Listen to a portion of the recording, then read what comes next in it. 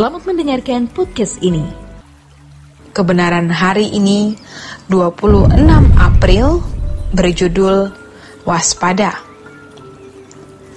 Dunia kita hari ini adalah dunia yang menyempurnakan kejahatan melalui berbagai sarana. Tetapi keadaan seperti ini juga adalah keadaan di mana orang percaya dikondisikan untuk penyempurnaan kesuciannya. Tetapi ini sedikit sekali, hampir tidak ada orang. Bukan pura-pura suci atau kelihatan suci, benar-benar suci. Siapa yang dapat mengetahuinya? Kita tidak bisa meneropong orang lain dan tidak perlu juga meneropong orang lain. Tetapi suatu hari nanti di pengadilan Tuhan akan dibuka. Jadi, kalau orang benar-benar telah berjuang di jalan Tuhan, artinya hidup sesuci-sucinya, terlepas dari ikatan dunia, maka ia akan bergairah untuk membahagiakan hati Tuhan. Dan Tuhan akan memberi kepekaan untuk dia mengerti apa yang bisa membahagiakan hati Tuhan. Lalu bisa berpikir seperti Allah berpikir. Ini bukan sesaat, bisa sepanjang waktu hidupnya. Allah akan mempercayakan proyek-proyek pekerjaannya di akhir zaman ini. Orang-orang seperti ini akan disempurnakan kekudusannya, disempurnakan kesuciannya. Tetapi ini kelompok sedikit sekali, hampir tidak ada. Jika dibandingkan dengan jumlah orang yang disempurnakan kejahatannya, jumlah orang yang dimurnikan sedikit. Dalam Daniel 12 ayat yang ke-10, banyak orang akan disucikan dan dimurnikan dan diuji, tetapi orang-orang fasik akan berlaku fasik. Tidak seorang pun dari orang fasik itu akan memahaminya. Walaupun dia Kristen, walaupun dia aktivis, walaupun dia pendeta, walaupun dia teolog, ia tidak akan memahaminya karena fasik. Jaketnya Kristen, dalamnya fasik. Fasik artinya tidak takut Tuhan, tidak peduli kehendaknya. Yang penting keinginannya tercapai. Jaketnya Kristen, dalamnya fasik. Fasik artinya tidak takut Tuhan, tidak peduli kehendaknya. Yang penting keinginannya tercapai.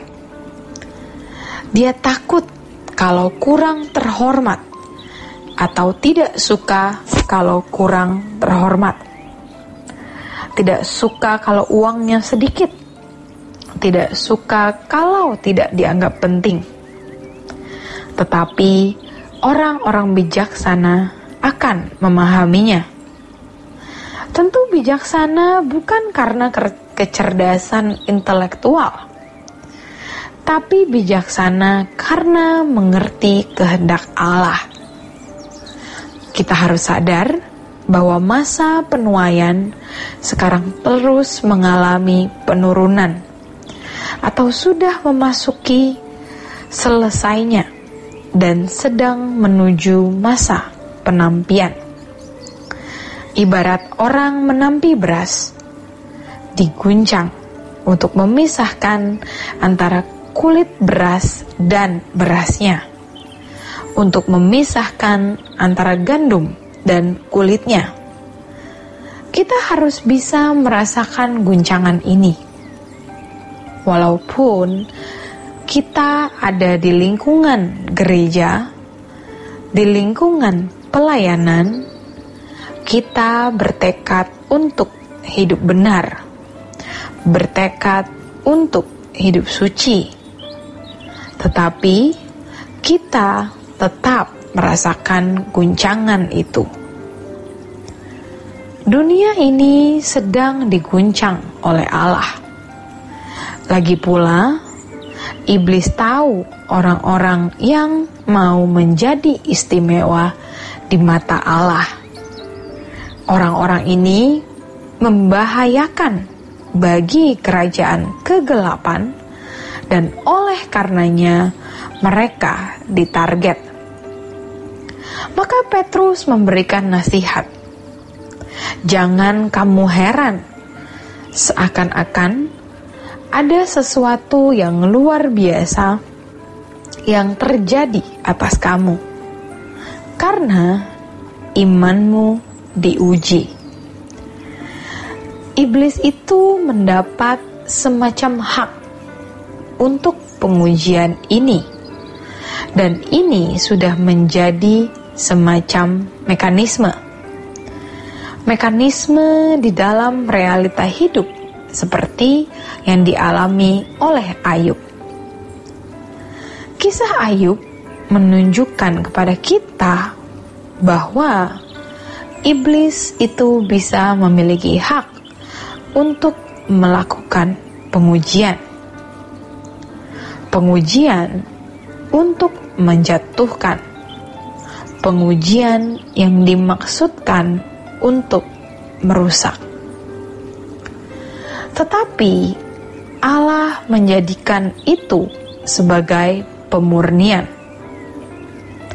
Seorang dosen atau guru tahu bahwa mahasiswa A pasti lulus. Akan tetapi tidak bisa tidak, ia tetap harus diuji. Harus ada pengujian dan pembuktian. Iblis memiliki kesempatan itu. Maka Tuhan Yesus mengatakan, "Petrus, iblis menuntut untuk menampimu."